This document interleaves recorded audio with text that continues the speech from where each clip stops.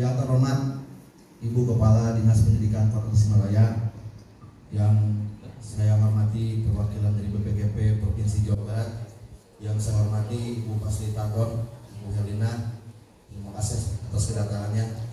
Yang saya hormati para kepala sekolah, wabil khusus Bapak Kepala SMKN 1 Tasikmalaya yang selalu mendukung berbagai macam inovasi yang saya lakukan, yang terutama para CDP hebat yang luar biasa, dan para petahana, para Ibu Elin, terima kasih Bu atas kehadirannya. Rekan-rekan yang berbahagia, judul program saya adalah implementasi sistem blok untuk menciptakan pembelajaran berpihak pada murid. Kalau tadi rekan saya Pak Kode berbicara tentang sekolah, misal ketika PPKN-nya Ibu Elis dari SMA 1 hanya 2 jam dalam 1 minggu, itu dituntaskan dalam beberapa minggu. Konteksnya seperti itu. Mengapa kok bisa seperti ini? Bapak Ibu, satu, filosofi Ki Hajar Dewantara yang mengatakan bahwa pembelajaran itu merupakan wahana menuntun murid untuk menggapai cita-citanya. Artinya adalah proses pembelajaran yang kita lakukan itu harus menjadi wahana bagi siswa untuk menggapai cita-citanya. Kemudian yang kedua, pembelajaran mesti disesuaikan dengan kodrat alam dan kodrat zamannya peserta didik. Zaman ketika saya diajar oleh Ibu Elin akan berbeda dengan ketika saya mengajar sekarang kepada siswa-siswa saya. Tetapi kondisinya saat ini, rekan-rekan, pertama, di Indonesia beban belajar peserta didik masih sangat besar dengan jumlah jam pelajaran yang sangat banyak. Coba bandingkan ketika saya di Australia, itu jam belajar itu dari jam 9 sampai dengan jam 2 dipotong istirahat, hanya 4 jam. Di Finlandia itu juga hanya 4 jam. Di Indonesia bayangkan dari jam 7 sampai jam 16 kalau di SMA, dengan jumlah jam per tahunnya yang luar biasa banyak. Tetapi kita tidak bisa berbuat apa-apa. Kita terima regulasi itu. Yang kita lakukan adalah strategi supaya itu pembelajaran yang kita lakukan betul-betul berpihak pada siswa. Yang kedua, variasi metode pembelajaran yang kurang maksimal dikarenakan pola penjadwalan yang konvensional. Bayangkan Bapak Ibu, dalam 1 hari siswa SMA dijajari dengan 4 mata pelajaran, baru 2 jam belum tuntas. Guru kimia baru pelajar masuk itu belum tuntas, sehingga mengawang-awang ke rumah anak diberi PR oleh guru, ya PR kerjakan. Apa yang terjadi? Tidak ada ketuntasan dalam belajar karena penjadwalannya masih konvensional. Seperti apa yang kami tawarkan, Bapak Ibu, dengan sistem blok itu akan semuanya terjawab kemudahan-kemudahan itu. Yang pertama, tentu saja menciptakan pembelajaran yang menyenangkan dan bermakna, meaningful learning, bukan pembelajaran yang melelahkan. Yang kedua, mengoptimalkan, mengefektifkan beban belajar. Kita terima karena tuntutan kurikulum seperti itu.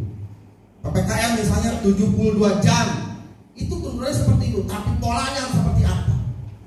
Supaya menghasilkan pembelajaran yang meaningful. Ini yang paling penting.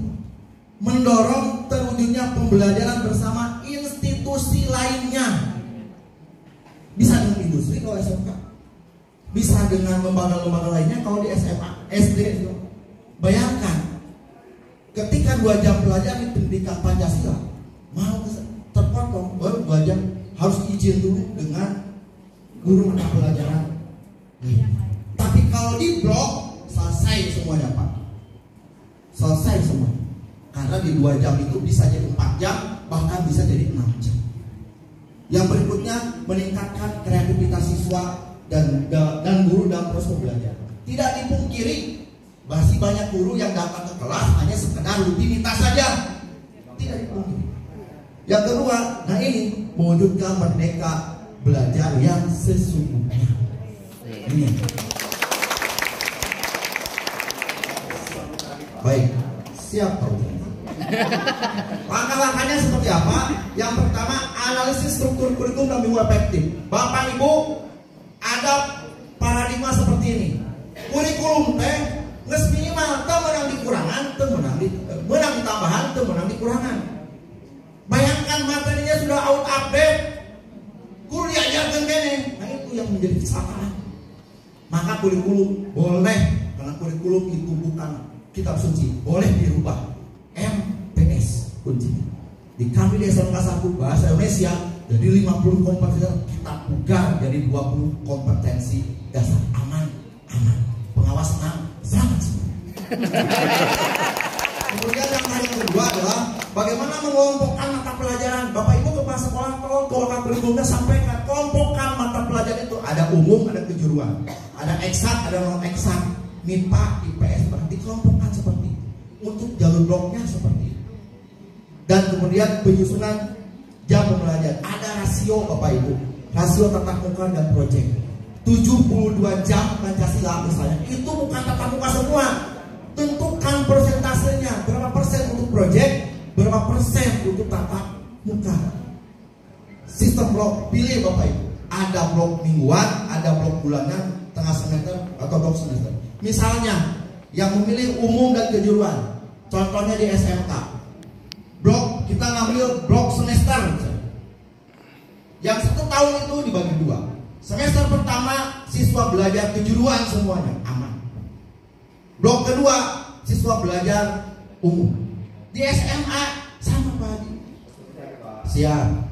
Di SMA misalnya pelajaran IPA, kelompok IPA bisa 1 semester atau bisa 1 tengah semester, sisanya non eksak bisa Bapak.